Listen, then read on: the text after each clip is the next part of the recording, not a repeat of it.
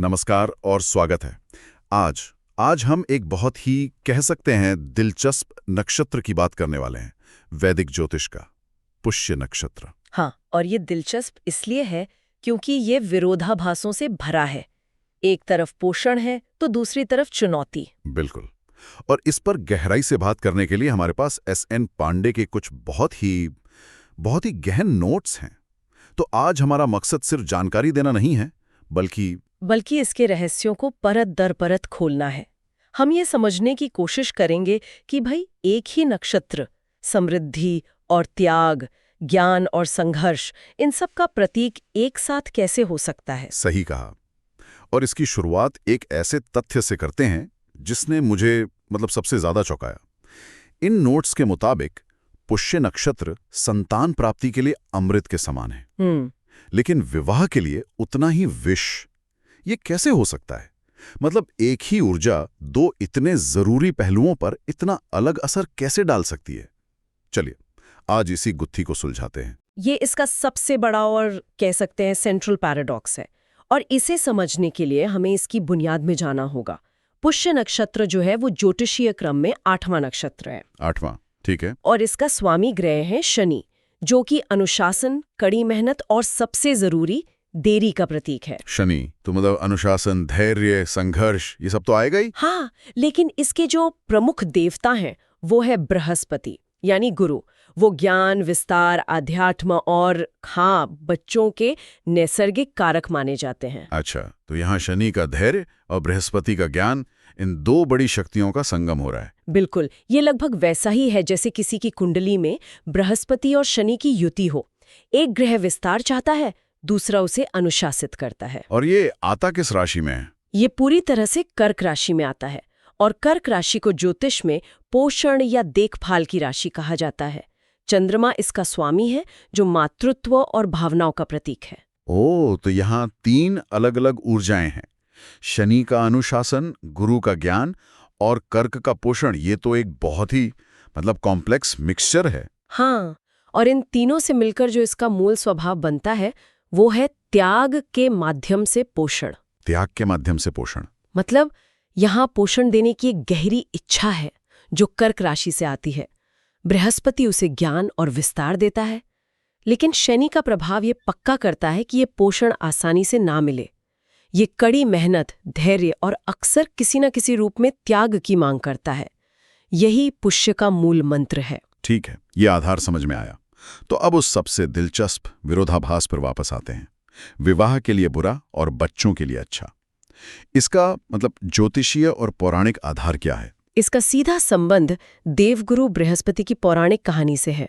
कहानी के अनुसार बृहस्पति की पत्नी तारा, उनका मन चंद्रदेव पर आ गया था और उन्होंने बृहस्पति को छोड़ दिया। अच्छा। इस धोखे ने बृहस्पति को बहुत गहरी चोट पहुंचाई और विवाह संस्था से उनका विश्वास लगभग उठ गया। इसीलिए ज्योतिष में एक कहावत बहुत प्रसिद्ध है। क्या? गुरु को शादी से प्यार नहीं है, लेकिन बच्चों से बहुत प्यार है। वाह!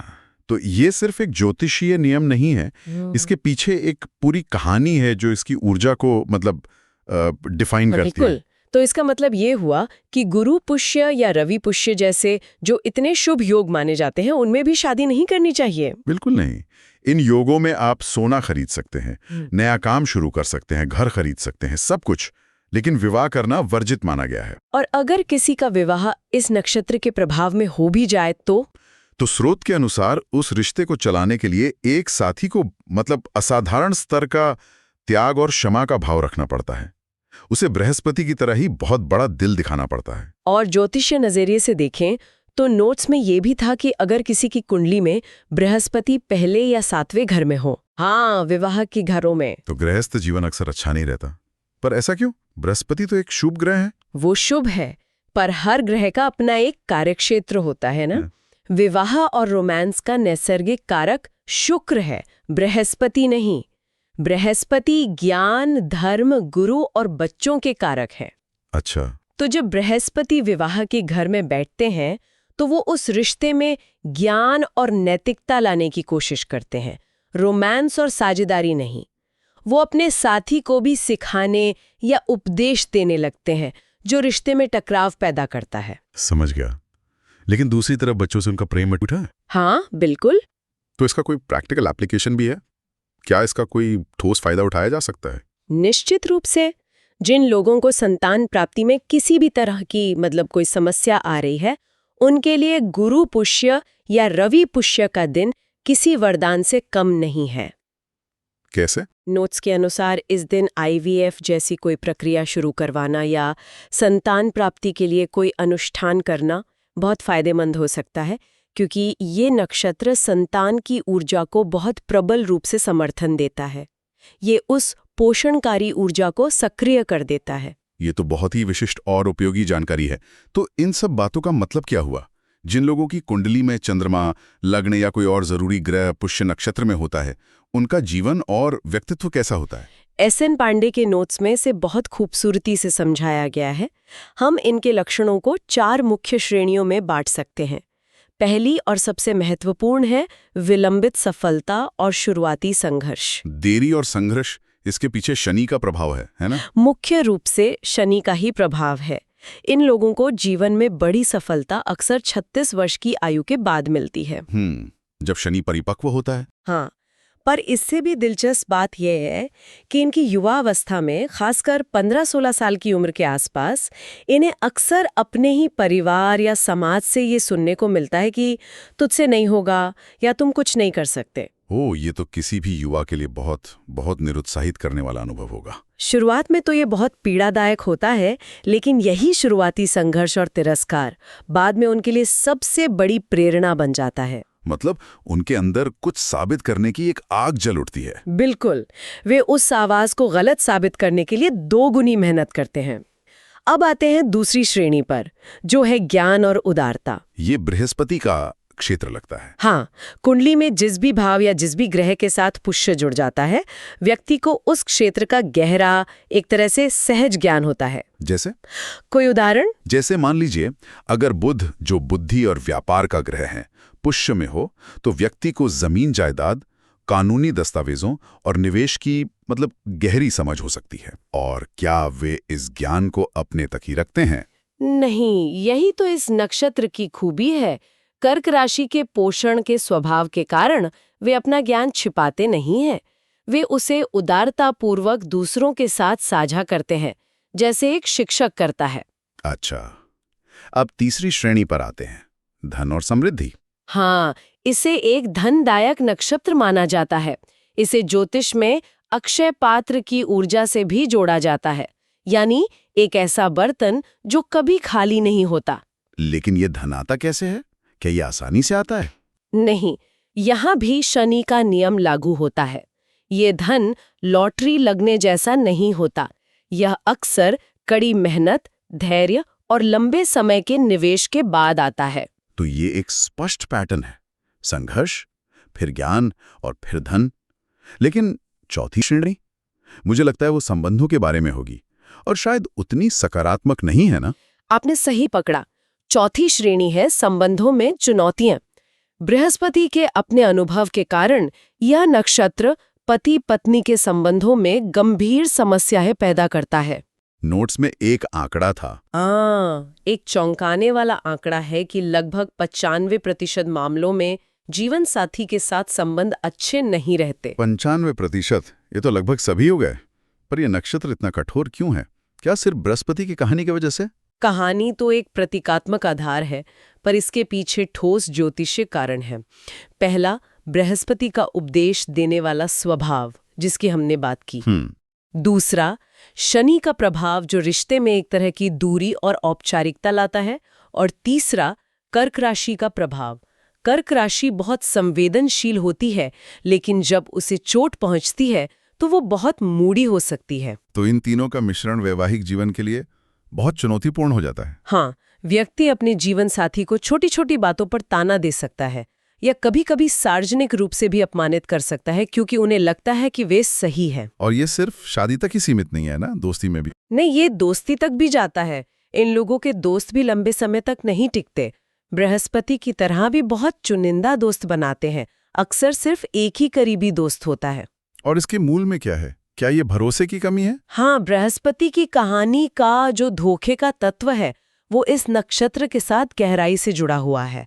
इसलिए इन्हें दूसरों पर, खासकर अपने जीवन साथी पर पूरा भरोसा करने में बहुत कठिनाई होती है। ये तो व्यक्तित्व का बहुत गहरा विश्लेषण है। मनोविज्ञान के स्तर पर ये कैसे काम करता है? मतलब एक व्यक्ति जो इतना ज्ञानी और पोषण करने वाला है, वो अपने सबसे करीबी रिश्तों में इतना संघर्ष क्यों करता है? यहाँ मनोविज्ञान बहुत दिलचस्प हो जाता है। पहली और सबसे जरूरी बात है त्याग। त्याग, हाँ। पुष्य की सकारात्मक ऊर्जा, इसका धन, इसका ज्ञान, इसकी समृद्धि, ये तभी पूरी तरह से सक्रिय होती है जब व्यक्ति त्याग करना सीखता है।